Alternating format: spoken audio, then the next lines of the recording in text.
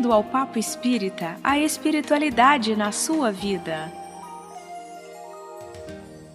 Queridos amigos, estamos no ar com mais um programa Papo Espírita. Eu sou a Ana Cristina Sampaio. E se você gosta dos temas que a gente aborda aqui, vai lá no canal da Comunhão Espírita do YouTube, inscreva-se no canal, alerte o sininho e receba as notificações das produções da nossa Casa Espírita.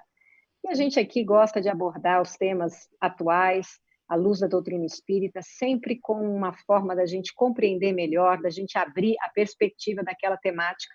E hoje o nosso tema não foge à regra, é um assunto controverso, mas importante. Nós vamos falar de sexualidade. E para esse desafio trouxemos Max Lânio Lacerda, mais uma vez. Tudo bem, Max? Bem-vindo. Muito obrigado, tudo bem? Como vão todos, todas? Tudo bem. Max, você esteve recentemente no nosso programa falando sobre intuição, um programa muito bonito que está lá na nossa playlist.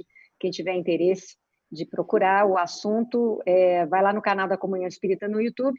Max, você é diretor de estudos do Centro Espírita Caminho da Luz, no Lago Oeste, em Brasília, monitor de diversos cursos na Federação Espírita Brasileira e membro do Grupo Mediúnico de Assistência Espiritual Leon Denis na Comunhão Espírita. Também conosco, Thelma Alves. Tudo bem, Thelma? Tudo bem, graças a Deus. Prazer em conhecê-lo, Max. Prazer é nosso, Thelma. Muito obrigado. Bom, Max, vamos começar o nosso tema trazendo aqui uma fala do Espírito Emmanuel no livro Encontro Marcado. Aplica a bondade e a compreensão toda vez que alguém se levante contra alguém, porque em matéria de sexo, com raras exceções, todos trazemos heranças dolorosas de existências passadas, dívidas a resgatar e problemas a resolver. Então, Max, como a doutrina espírita entende o sexo e a sexualidade? Então, a nossa realidade no nosso planeta ainda é muito perturbada nesse assunto. Ainda há muito tabu, e isso tem levado a comportamentos, às vezes, antagônicos. Ora, a pessoa se reprime, ora, a pessoa se libera completamente, a exemplo de um pêndulo, de um relógio. Isso por quê? Porque é a questão do desconhecimento sobre o assunto na essência. Tem se tratado durante muitos anos de forma religiosa, muitos séculos, e as nossas construções mentais têm sido afetadas por isso. E graças à doutrina espírita, esse assunto se tornou completamente esclarecido, nos permitindo saber realmente como lidar com ele, porque são forças e forças que precisam ser orientadas de maneira correta, do contrário, poderemos ter consequências, né? Então, quando a gente pergunta o que é sexo, essa resposta tem uma amplitude muito maior do que se convenciona pensar. Então, o André Luiz, por exemplo, ele diz que, a rigor, o sexo palpita em tudo. Desde, por exemplo, a atração de um planeta para outro orbe, como o Sol, por exemplo, a estrela, desde um satélite para um outro planeta. Tudo isso não é só a força gravitacional que vige, tem uma força magnética que ainda não é conhecida completamente pela ciência. Da mesma forma, no oposto, lá no campo subatômico, aquelas atrações também estão imperadas, estão conduzidas por forças de atração sexual. Então, são forças que, na verdade, passam de um macro até um micro e atravessam o nosso processo. Então, na verdade, ele diz que o sexo é uma manifestação evolutiva do amor e que, na hora certa, ele se transformará puramente em amor. Então, por exemplo, quando a gente observa a água, H2O, a gente imagina que o H se atraiu pelo oxigênio aleatoriamente. Já os nossos antigos estudiosos do assunto, notadamente os hindus, já tratavam isso, dizendo que o oxigênio que busca um outro hidrogênio, não busca qualquer hidrogênio. Há vamos dizer assim, uma preferência que é regida por essa atração magnética que está palpitando na forma de sexo. Então, da mesma forma que essa atração acontece, ela também acontece entre nós. Nós chamamos isso de afinidade química quando é elemento químico, nós chamamos de magnetismo planetário quando é na amplitude maior. Mas, na verdade, a gente tem a essência do amor em nós, e essa essência precisa ser desenvolvida. E nós vamos desenvolvendo o que se chama de qualidades, que são positivas ou passivas. Aqui a gente começa a falar de um tema que é muito importante para a compreensão de sexualidade. Chama-se polaridade. Polaridade positiva e polaridade passiva. Diz-nos o querido André Luiz, na sua obra Missionários da Luz, que essa polaridade, hoje, ainda é construída em nós. Então, alguns de nós já têm uma bagagem de polaridade positiva e têm uma bagagem de polaridade que nós chamamos de passiva. Quando nós chegarmos ao topo, ao ápice do processo evolutivo, essas polaridades se igualarão e nós seremos detentores tanto do positivo como do negativo, e nesse momento, o sexo, como entendemos, não acontecerá mais. Nós teremos o equilíbrio no seio da divindade. Essa é a harmonia perfeita. Por isso que Jesus é o exemplo clássico disso. Ele tinha as duas polaridades quando ele estava entre nós, mostrou várias vezes, elas em equilíbrio. Então, por exemplo, ele era masculino quando ele dizia hipócritas, usando aquela energia, mas ele era feminino quando ele dizia, mulher, onde estão os que te condenaram? Vá e não peques mais. Como um coração materno que perdoa a filha por um desvio, por falta de observância de leis. Então, ali nós percebemos que ele detinha em si as duas polaridades em equilíbrio, utilizando ora uma, ora outra, de conformidade com as situações. Então, sexo, na essência, é aquilo que nós chamamos de a força do amor. É uma força que palpita em tudo e que vai um dia se transformar no amor mais puro que nós ainda não conhecemos. Thelma, quer fazer alguma observação antes da gente prosseguir? Eu acho que a gente pode prosseguir, porque eu acho que o Max tem tanta informação interessante, né, para nos trazer, né? Eu só queria... Ele estava falando sobre a questão do sexo, energia do amor, né? Energia geradora, né? Criadora. Então, o que você está colocando vem bem o que a doutrina sempre nos colocou, sempre nos pautou, né? Então, depois que você deu essa explicação de que nós vamos, com o tempo, unir essas polaridades, foi isso, né? Em um só ser, o espírito tem sexo? Olha, então, essa é a questão básica de entendimento, né? Porque como nós entendemos sexo aqui na Terra, não, porque a gente entende sexo como gênero, você é masculino, você é feminino, e o mundo está exaustivamente nos dizendo que não é assim. A gente que não conseguia ler ou não queria ler, porque as atrações, elas se dão com corpos iguais, porque, na verdade, o sexo não está no corpo, o sexo está na mente, o sexo está no espírito. Então, na verdade, o que há entre nós, nos ensinou Allan Kardec, é a simpatia, é a afinidade de sentimentos que nos atrai. Então, formas são, como dissemos, necessidades evolutivas. Precisamos perpetuar a espécie, ainda precisamos procriar, mas dia virá que isso não será mais necessário. Até lá, ainda temos muita construção a fazer. E por isso que, quando a gente se sente atraído por alguém e essa atração é verdadeira, ela não está vinculada à forma, porque a forma passa, mas essa atração da alma fica, e é ela que nos liga, em essência, ao outro, seja de um gênero ou de outro. Então, nossos processos de entendimento de sexo dentro da doutrina espírita não se baseiam na forma, mas na afinidade de sentimentos. E aí, a gente pode assim complementar... Opa, desculpa. Assim que se dá essa atração sexual, então? Sim, porque se nós precisamos adquirir aquelas experiências que falamos. Como é que eu vou saber o que sabe, a polaridade passiva ou a polaridade positiva, se eu não viver? Se eu fosse encarnado sempre como homem, eu só saberia o que os homens sabem. Se eu fosse encarnado sempre como mulher, eu só saberia o que as mulheres sabem. E, na verdade, nós vamos perceber que nós somos uma mescla. Você tem determinados momentos em que você tem posições que são bem típicas do feminil, mas tem determinados momentos que você tem posição posições, de uma forma geral, que são bem típicas do masculino. Então, perceba, uma mulher, por exemplo, e um homem que estão casados. Esse homem tem muito mais afinidade com a cozinha, com as coisas da casa, do que ela. E ela, ao contrário, é aquela que costuma matar a barata na casa. Quando todas elas correm, ela é a que vai atrás e esmaga a coitadinha sem nenhuma piedade. Ela que troca a lâmpada de casa. Veja, essas são características típicas da polaridade masculina. Mas nem por isso ela perdeu a feminilidade dela e nem por isso ele perdeu a masculinidade dele. O que quer dizer isso? Quer dizer que ele seguramente já teve diversas experiências na polaridade feminina e ela já teve diversas experiências na polaridade masculina. E isso explica a aparente incongruência.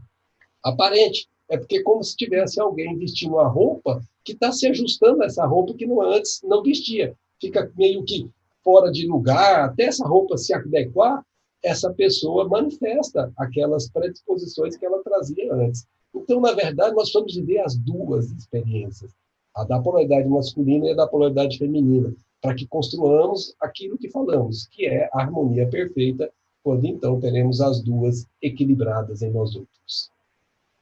Quer dizer, me surgiu agora uma pergunta. Uma coisa são os papéis sociais, que por convenções, né?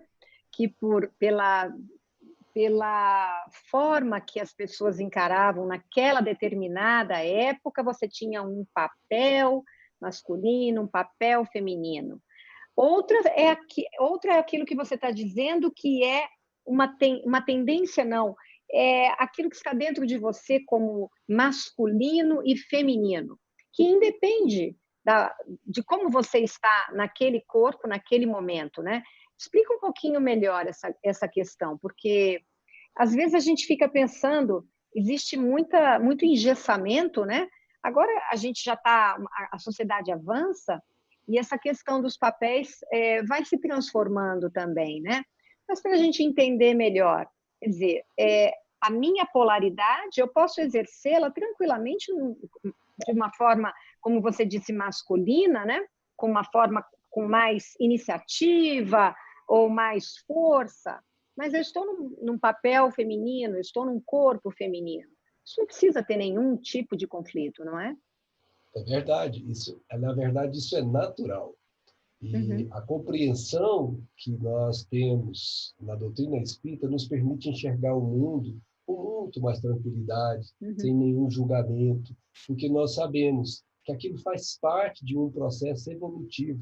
Então, não importa se eu tenha mais tendências para um ou para outro, importa a minha conduta com essas tendências no mundo, utilizá-las de maneira correta, de maneira que eu cumpra a lei divina, é o que importa. Então, é muito tranquilo isso, e duas almas que se reconhecem, que se reencontram, elas se completam nesse sentido. Quem tem uma polaridade a mais, complementa o outro que tem uma polaridade a menos, e os dois juntos formam um só corpo, como disse Jesus. E aí, então, a gente tem harmonia. Então, nesse sentido que nós devemos entender as polaridades. André Luiz, num livro que é uma preciosidade das mais caras que o mundo já recebeu, que chama-se Evolução em 2 Mundos, quando ele fala exatamente desse processo evolutivo, e é ele que nos conta que estaríamos harmonizados com uma só polaridade ou uma multipolaridade, ele diz que nosso cosmo orgânico, nosso corpo físico, ele é suscetível de reagir aos hormônios do mesmo sexo ou do sexo contrário, segundo as disposições psíquicas da personalidade. Então, aqui a gente começa a entender as inversões de polaridades, porque elas, na verdade, elas têm matriz no psiquismo e não no corpo. E é disso que nós vamos falar daqui mais um pouquinho, quando a gente for falar das inversões que são constrangedoras, das inversões que são missionárias, e das inversões, como essa que acabamos de falar, que são naturais, mas são inversões todas elas necessárias. Então, pode explicar para a gente como se dá a homoafetividade e essa transexualidade. Pois é, então... Pois não, Thelma, você deseja falar? Não, só como eu estou dando apoio à pergunta da Ana. Ah, tá, desculpa.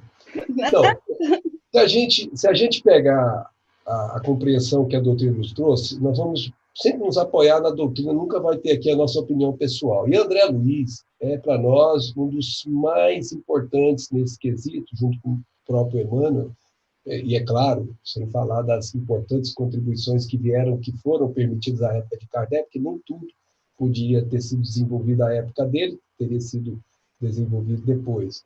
Ele vai dizer no livro Ação e Reação, o nosso querido André, que o sexo, quando você analisa ele na essência, ele é a soma, como acabamos de falar, das qualidades femininas ou masculinas que caracterizam a mente. Razão pela qual, e isso é o que nos distingue dos demais que não têm essa visão, é imprescindível, olha a palavra que ele usou, imprescindível, observar o sexo do ponto de vista espiritual. Toda vez que você observa o sexo do ponto de vista corporal, você vai errar. Ou você corre o risco de errar. Porque você não sabe sobre o psiquismo daquela pessoa que você está observando a forma. Tem um ditado na minha terra, que eu não sei se vocês têm aqui também, na minha terra, é lá em Anápolis, em Goiás. O pessoal dizia assim, coração do outro é terra de ninguém. Você não sabe o que passa dentro da intimidade de cada um. Não tem como você fazer um julgamento verdadeiro se você não tem acesso a essa intimidade. Então, o julgamento não pode ser feito. Você tem que olhar o sexo do ponto de vista do espírito. E ele diz mais em Sexo e Destino, ele diz que homens e mulheres em espírito apresentam-se certa percentagem mais ou menos elevada de característicos viris e feminis em cada indivíduo. Então, o que falamos agora da mulher que mata barato e do homem que cuida dos assuntos domésticos com naturalidade. Na variação de nossas experiências, nós vamos adquirindo gradativamente. Cada um de nós estamos fazendo isso há milênios. E vamos continuar fazendo isso por mais alguns milênios. Não apressemos o rio, ele corre sozinho. Tudo vai acontecer ao seu tempo. Nós vamos adquirindo gradativamente essas qualidades divinas. E elas são destacadas por André Luiz no livro chamado No Mundo Maior, em que ele diz assim, nós, quando encarnamos como masculino, nós temos que dar foco, preste atenção nisso, não é que você vai ser sempre isso, mas você tem que dar foco naquilo que é característico do masculino. Por exemplo, a energia, a fortaleza, o poder, a inteligência no sentido de o oposto de intuição, vamos dizer assim, a sabedoria, essas coisas normalmente o espírito desenvolve quando encarna no masculino. Porém, quando ele encarna no feminino, ele tem a oportunidade, não quer dizer que vai aproveitar, de desenvolver a ternura. Veja a ternura de uma mãe para com o filho. Não tem nada que se equipare. A humildade. Veja como elas conseguem tantas coisas que os masculinos rudes não conseguem. Com aquele jeitinho humilde, elas vão conseguindo abrir portas que os tolos dos masculinos fecham com as suas rudezas. Veja que elas têm o sentimento, elas têm preponderantemente a intuição. Veja a mãe quando sabe alguma coisa aconteceu com minha filha ou com meu filho. Essa é uma intuição que ela capta com muito mais nitidez do que o masculino. E ela, então, desenvolve a asa chamada do amor nessa polaridade feminina. Enquanto no masculino, o espírito desenvolve a asa da sabedoria. E nós somos das duas. Emmanuel diz que nós não vamos atingir o pórtico da nossa espiritualização se nós não desenvolvermos a sabedoria e o amor, porque são as asas que nos conduzem ao Pai, asas simbolicamente falando. Então, nós temos que construir isso, e não construiremos isso sem fazer os movimentos reencarnatórios. Precisamos nascer muitas e muitas vezes, nascer de novo, como diz Jesus.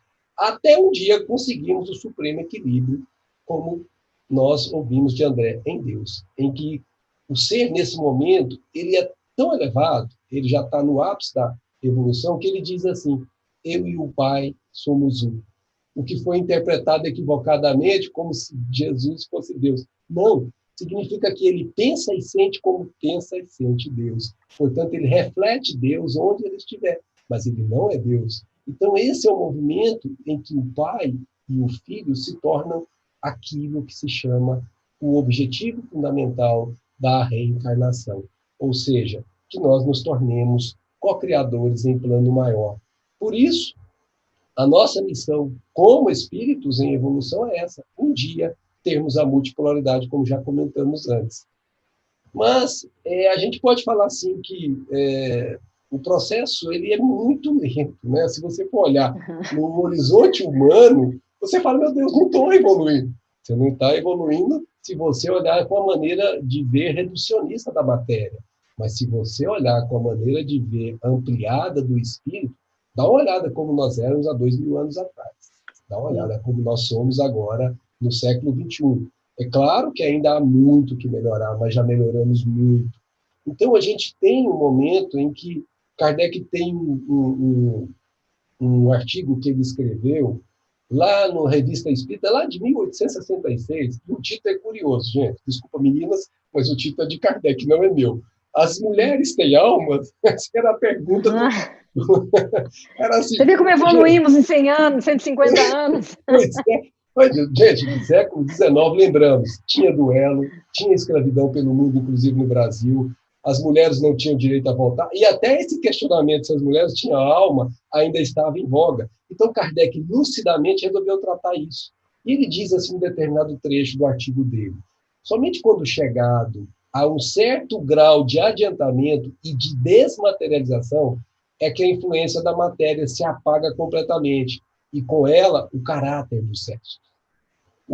Os que nos apresentam como homens ou como mulheres é para nos lembrar a existência em que os conhecemos. Então, na verdade, o que nós estamos falando é que existem espíritos que já atingiram isso. Quando eles se materializam para nós, eles se revestem de uma forma, seja ela masculina ou feminina, para serem reconhecidos, porque eles não têm forma. E isso é extremamente interessante. Você fica imaginando, como pode não ter forma? Sim, ele se materializou a tal ponto que ele não tem forma. E eu conheço um caso, que foi o tal de André Luiz, que me contou, esse homem me conta tudo, ele é uma alegria. Lá no Obreiros da Vida Eterna, ele fala de um tal Asclepios. Olha os nomes que ele coloca nos personagens, são ótimos. Asclepios, bom de lembrar, né? E ele diz assim: pertence a Asclepios a comunidade redimidas do plano dos imortais, nas regiões mais elevadas da zona espiritual da Terra.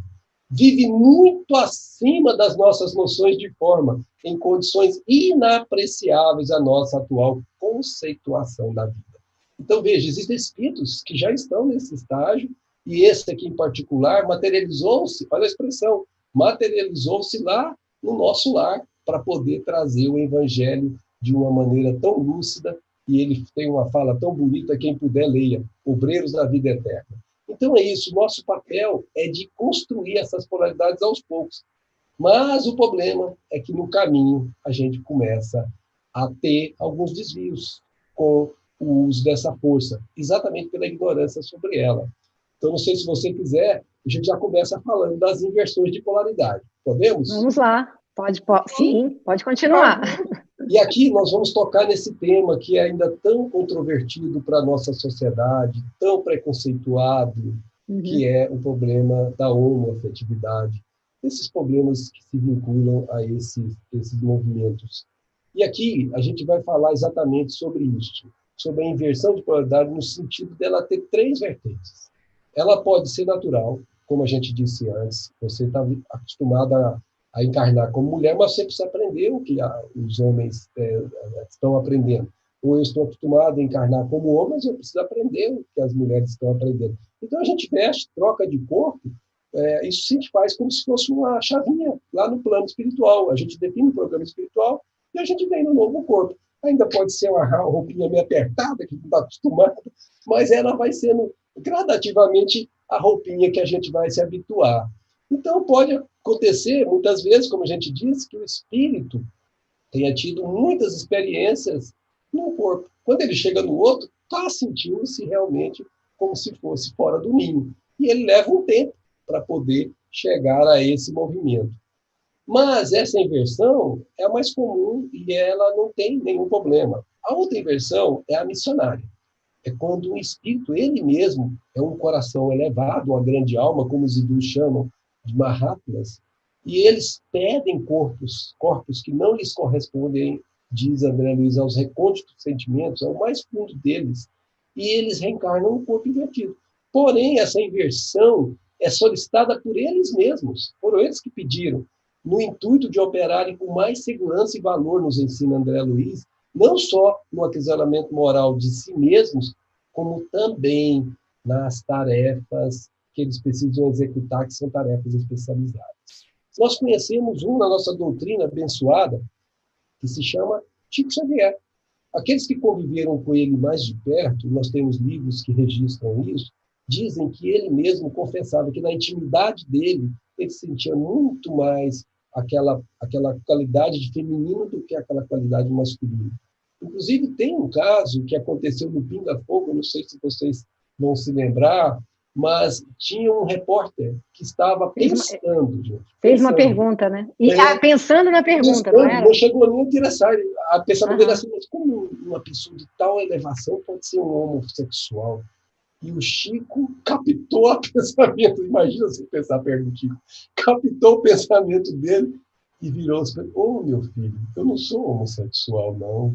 O rapaz se assustou, mas quem pensou ele, né? Quem falou? E aí explicou de maneira sucinta, mas de maneira fiel, o que era a missão dele. Imaginemos nós, se Chico, no século XX, início do século XX, nascesse como mulher para fazer o que ele fez, as dificuldades... Não conseguiria. Muito e mais... também você está explicando a questão da polaridade, porque ele veio com uma missão de acolhimento, então ele tinha que vir com uma força feminina, principalmente, né? Mas o papel dele tinha que ser masculino, senão ele não seria reconhecido. Exatamente Perfeito. isso, Ana, você colocou perfeitamente. Veja como ele era carinhoso, como ele era afetivo, como ele era tipicamente polaridade feminina, ainda que a masculinidade dele imperasse. Então, esse é o tipo de inversão que nós chamamos de missionária. Mas existe uma inversão que é chamada de inversão por constrangimento. É quando você está num corpo e esse corpo não te está ajustado. Você está se sentindo uma determinada polaridade como se tivesse vestido a roupa errada. E aquilo está te incomodando. Isso é um constrangimento. Como é que isso acontece? André Luiz, de novo, nos ensina no livro Ação e Reação que, em muitas ocasiões, quando um homem tiraniza uma mulher, maltrata absolutamente, como fazia-se muito isso antes, furtando delas os direitos e cometendo abusos, quando ele faz isso, na sua força masculina, no seu egoísmo absurdo, ele desorganiza ele próprio. A tal ponto que, inconsciente e desequilibrado, diz André Luiz, ele é conduzido por agentes da lei divina a renascimentos dolorosos, né? Nascimentos em corpos femininos, para que, no extremo desconforto íntimo, a expressão que André Luiz usa, ele aprenda a venerar na mulher a sua irmã e a sua companheira, a sua filha e a sua mãe diante de Deus. É como se fosse claramente a lei de causa e efeito funcionando. Aliás, é como se fosse, não, é exatamente a lei de causa e efeito funcionando como um mecanismo educativo, para que ele dê o valor que ele não soube dar na encarnação pretérita. Mas, da mesma forma, acontece com a mulher criminosa, que depois de arrastar o homem à devassidão e à delinquência, ela acaba criando para si mesma uma terrível alienação mental que ela carrega depois da morte. E aí ela vai requisitar quase sempre a internação em corpo masculino. Para quê? Para que nas teias do infortúnio de sua emotividade saiba edificar no seu ser o respeito que deve ao homem perante o Senhor. Veja que não importa qual lado você esteve, importa é como você conduziu a sua vida. Ela esteve em harmonia com as leis cósmicas ou ela não esteve em harmonia? Então, o custo disso é educacional. A pessoa vai sofrer aquele desconforto, porque aquele desconforto vai fazê-la refletir sobre o tema, e refletindo sobre o tema, ela cresce.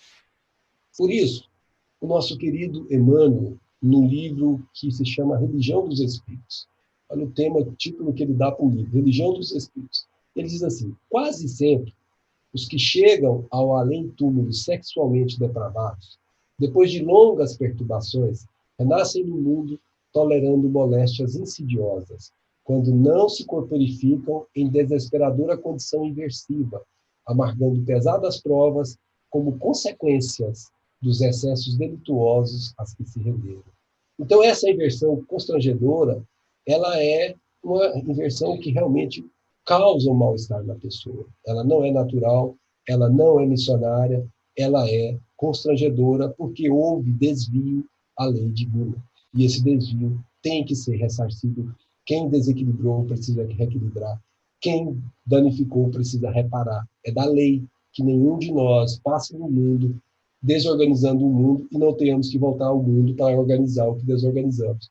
Então, essa inversão, ela é uma inversão que você, eu, qualquer um de nós, já podemos ter passado num determinado movimento de nossas vidas e que outros podem estar passando agora. Mas não importa se está passando, se já passou ou se vai passar. Importa o que vai fazer disso, porque esse é o processo educacional. Eu não devo agora me considerar, por causa disso, uma pessoa diferente, uma pessoa que tem menos valia, ou uma pessoa que devo me introjetar-se, colocar-se só dentro de mim, como se eu fosse um mal para o mundo. Negativo. Eu devo me colocar como alguém, como qualquer outro movimento reparador. Eu sei que, de alguma forma, eu preciso cuidar das questões de sexualidade com muito mais cuidado do que eu cuidei antes. E isso é o que me diferencia, apenas esse movimento. O resto, eu sou exatamente igual. Não importa as minhas preferências, importa a minha conduta. Que postura de paz, né, e de respeito a cada um, ao que cada um está vivenciando naquela encarnação, né, Thelma? Como é que a doutrina pode lançar luz sobre um tema cheio de preconceitos, cheio de mal entendimento, que gera tanto conflito e sofrimento, não é? Eu acho que a forma como a gente pode explicar isso aqui, né, como a doutrina nos orienta, ela dá uma nova perspectiva, né? Thelma, você quer completar alguma coisa? Antes da gente voltar aqui para o Max, nós vamos falar de outras coisas aqui com o Max. É porque a gente não tem nem vontade de perguntar, tanta informação que essa não, nos dá, né? e eu acho que o importante é a gente, seja o papel que a gente vem exercer quanto encarnado, a gente tem que assumir e se oportunizar nessa jornada, né? Seja homem, mulher, né? Como a gente abraçar, assumindo o nosso compromisso, trabalhando na nossa temperança, né, que vem em nós. Aí esse processo que a gente tem que dar vazão, essa questão dos excessos sexuais. Então, assim, tudo em excesso faz mal. Então, assim, é aí que a gente vai domar as nossas más inclinações. Não é um clichê, Kardec fala, e cada vez mais é forte o que ele nos coloca, é o egoísmo em nós. Né? Esse processo todo é um grande egoísmo, que a gente vai se deixando levar aos excessos e perde o respeito por nós e pelo próximo. E aí a gente vai destruindo. Então, assim, o que você vai colocando é essa responsabilidade que a gente vai tendo que abraçar, tendo mesmo, que aqui a gente não está para tirar férias, a gente não está para brincar, a gente está, sim, para se oportunizar a cada momento e se engajar, né, nessa oportunidade de se melhorar cada vez mais. Então, a gente começou, né, Max, com uma fala do Emmanuel dizendo que a gente tem que ter um cuidado com a forma como a gente encara a sexualidade nossa e dos demais, porque ali estão grandes sofrimentos.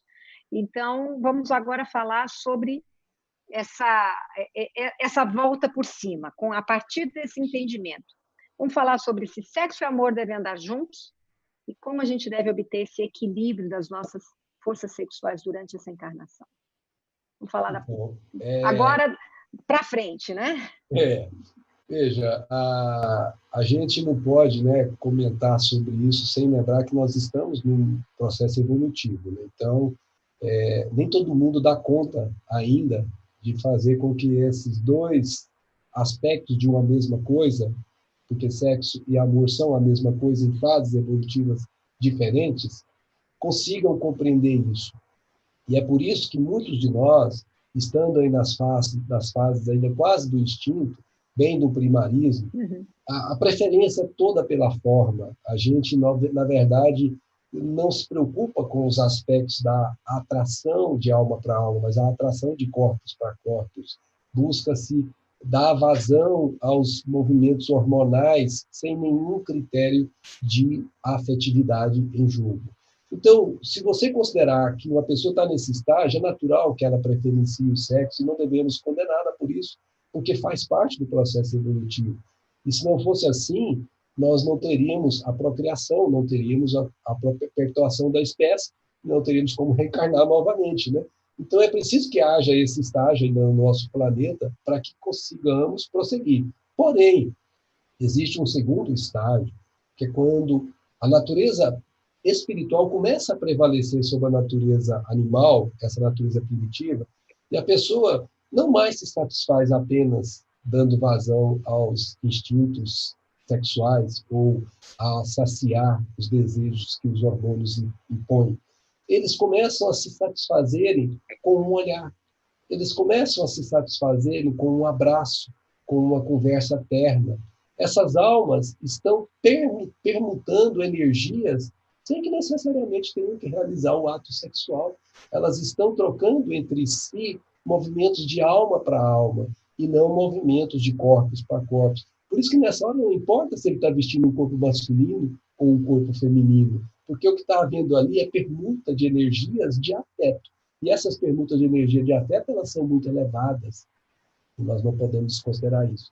O dia que a criatura chega nesse estágio, a sexualidade passa a começar a aparecer com amor, na condição das palavras como elas devem ser um dia, juntadas e transformadas numa só. Mas esse movimento só vai acontecer quando a criatura atinge um terceiro degrau.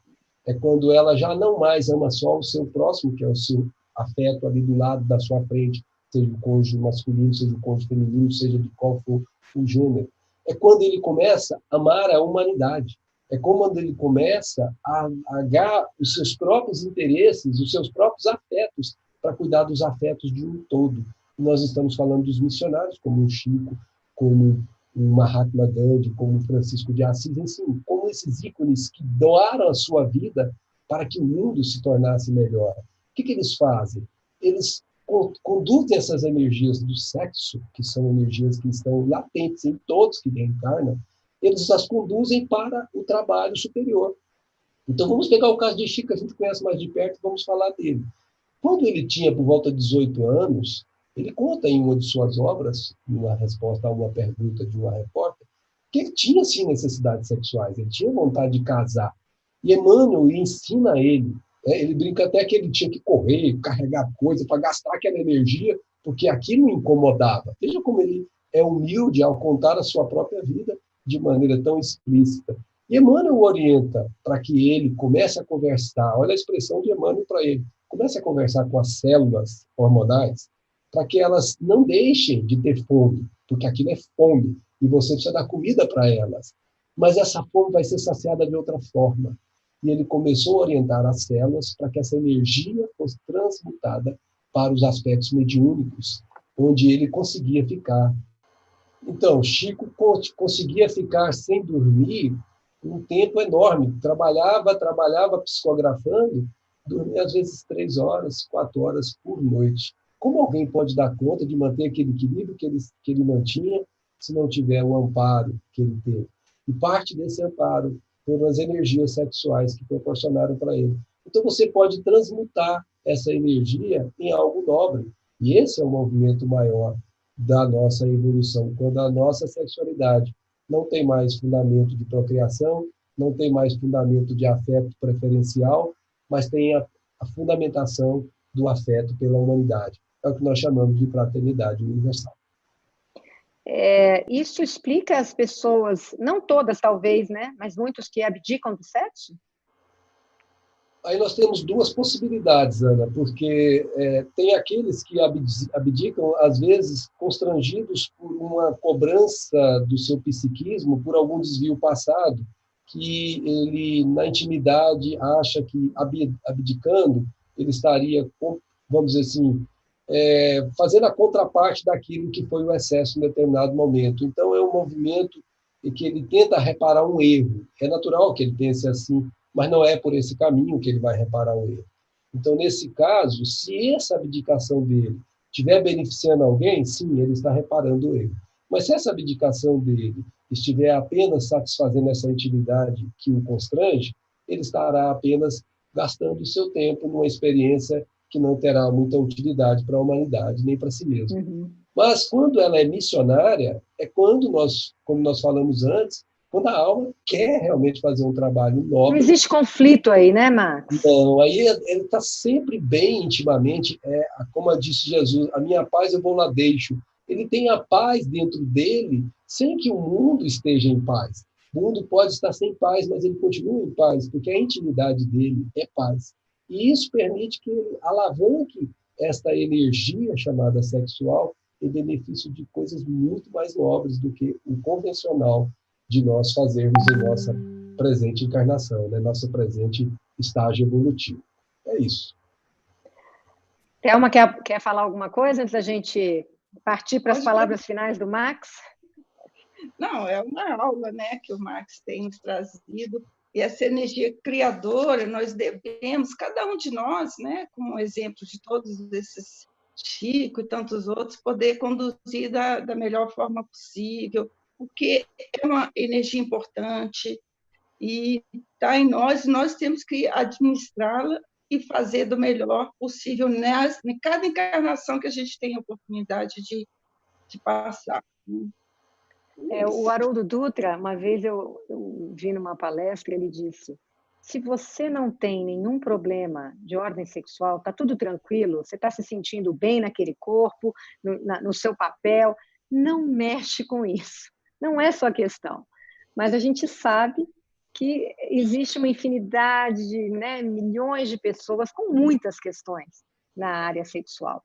E que é um entendimento mais solidário, mais respeitoso, mais fraterno, menos julgador e preconceituoso é fundamental para que aquela pessoa atravesse aquela encarnação, recolhendo os frutos daquelas, seja da prova que ela necessita, seja de uma outra experiência que veio por ela mesma escolhida, um outro papel que ela veio vivenciar e aproveitar, não é isso? Então, Max, para a gente começar a encerrar aqui, eu queria que você explicasse para quem nos assiste, para quem se interessou por esse tema, como que a gente pode orientar melhor a nossa sexualidade, transformando essas experiências, às vezes, difíceis e negativas desse passado em novas possibilidades de amor, porque é uma energia que é a energia amorosa, e de uma vida também sexual mais sadia. Emmanuel é o nosso mentor nisso. Ele tem um livrinho que se chama Vida e Sexo. Livrinho, a palavra livrinho aqui não é, obviamente, pejorativo. Porque ele é pequenininho. Mas ele é um livrão sobre sexo. Se você que está nos ouvindo e nos vendo não ainda acessou, busque.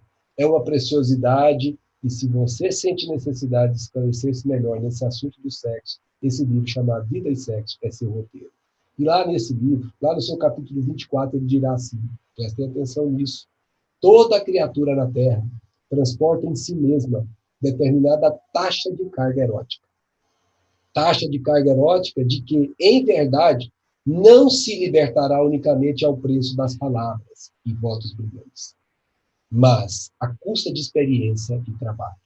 Não há como educar a sexualidade, porque cada um de nós traz essa taxa, e cada um sabe o tamanho da sua taxa de carga erótica.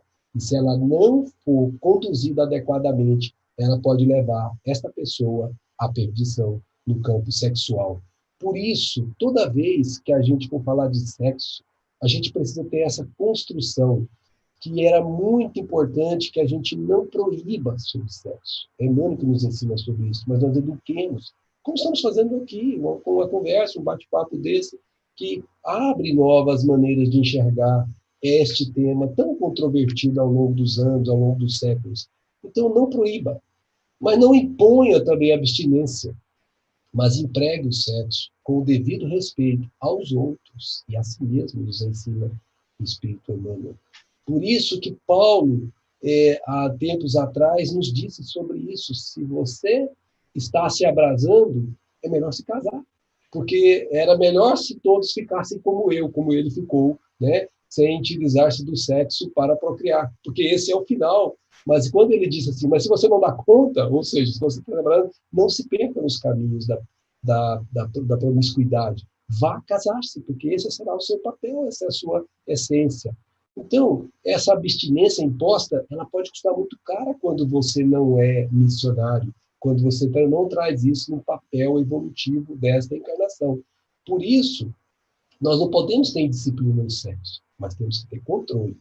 O controle se faz com a mente, o sexo está na mente, não no corpo, impondo sobre as nossas vontades, os nossos desejos, que são provocados pelo processo natural do organismo, pela condição das nossas famosas glândulas, nós temos que controlar. E essa conversa que Chico aprendeu com Emmanuel, nós podemos cada um de nós fazer com a nossa própria realidade íntima. Lembremos da frase tão famosa, mente sã, corpo são, aplica-se da mesma maneira. Um movimento desequilibrado de sexo pode ser reequilibrado com uma mente equilibrada, porque o corpo obedece à mente, não o oposto, se a mente, obviamente, não deixar que o corpo se sobreponha. Nós não podemos ter impulso livre, mas responsabilidade. Cada contato que nós fazemos sexuais, as pessoas não se dão conta disso. Nós criamos vínculos que podem ser vínculos duradouros por muitas encarnações. Quando alguém, por exemplo, se envolve com outra pessoa e lhe promete o afeto e a pessoa confia nela e depois essa pessoa é abandonada, aquela pessoa pode não estar preparada para receber esse abandono com naturalidade e irá cobrar isso em espírito. E os liames que ligam as almas manterão essas almas juntas por muito tempo. Então, não tenham impulso livre. Sexo não pode de qualquer jeito. Isso tem um custo caro na sua condição evolutiva, na sua condição espiritual. A satisfação sexual a qualquer preço lhe poderá custar muito caro. Por isso, a recomendação que a doutrina espírita sempre nos dá, foge da promiscuidade, não deixa se envolver com isso, porque o mundo é muito convidativo nos tempos atuais para isso. E se nós não tivermos o controle, nós podemos cair nessa seara tão ruim. Por isso, Emmanuel nos diz assim, a aplicação do sexo ante a luz do amor e da vida é assunto pertinente à consciência de cada um. A doutrina espírita nos ensina, mas o que você vai fazer com as forças do sexo que vigem em você, isso é da sua conta. Mas se você já tem um roteiro seguro como esse, que é o Evangelho de Jesus compreendido pela doutrina espírita, que faz compreender até as forças sexuais, fazendo-as compreendidas como amor, nós podemos perfeitamente saber que você já tem um roteiro, um clarão para guiar os seus passos. Mas a doutrina espírita não vai dizer-nos o que nós devemos fazer com a força, isso é da nossa conta. Ela vai nos orientar, mas fazer ou não fazer é nossa responsabilidade. Por isso que nós temos que ter sempre essa conduta em que Paulo sempre nos ensinou. Tudo nos é lícito, mas nem tudo nos convém. Isso se aplica fortemente ao uso das forças sexuais, porque elas precisam ser usadas. Elas não podem ser colocadas sobre elas uma barreira. Você não conseguirá controlar. Mas como usá-las? Se você estiver na condição missionária, joga essas forças do trabalho no bem. Se você já consegue enxergar isso na sua vida, trabalhe no bem. Eu nunca vi um jovem, como em determinado momento de um seminário sobre esse assunto que fazíamos, um jovem perguntou, mas como é que eu faço para controlar essas forças que me vêm tão forte? Ele foi tão honesto de falar, e nós falamos, você já foi num hospital de crianças com câncer?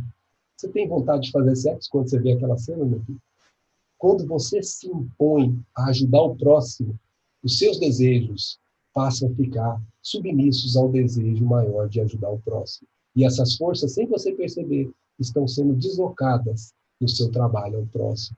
Por isso, não devemos nunca subjugar essas forças. Elas existem, mas precisamos, sim, direcioná-las. E a melhor direção para aqueles que não têm ainda o movimento de um casamento seguro, afetivo, o movimento em que um preencha o outro, é o trabalho no bem. Não há erro nisso. Se você está dedicando o seu tempo em prol do outro, seja qual for a situação, você tenha certeza, as suas forças estão sendo consumidas da maneira mais sutil e da maneira mais brilhante que você poderia obter na sua vida.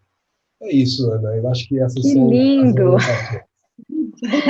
Max, super obrigada. Eu acho que foi um programa maravilhoso e terminando com essa mensagem de respeito, né? De liberdade com responsabilidade. Eu acho que o entendimento dado aqui, muito desse entendimento, eu também acabo de aprender com você. A gente já tem muito essa noção na doutrina espírita, mas eu acho que você sintetizou, respondeu as nossas questões, e se alguém tiver mais alguma questão, né, se ficou do lado de fora alguma coisa que a gente não abordou, você pode escrever para a gente no programa Papo Espírita. Nosso e-mail é tv@comunhãoespírita.com. A gente pode sempre voltar, né, a esse tema. E, Thelma, super obrigada também pela sua presença. E vocês que nos assistiram, fiquem conosco. Nós vamos ao ar todas as quintas, às 19 horas, no canal da Comunhão Espírita no YouTube. Já convidei vocês no início do programa, se inscrevam lá, ativem as notificações e fiquem sempre a par das temáticas que a gente aborda por aqui. Max, mais uma vez, super obrigada. Então, para Nós que vocês... agradecemos pela essa oportunidade tão abençoada. E essa doutrina é o nosso possível. É muito bom a gente poder contar com a doutrina em qualquer assunto, né?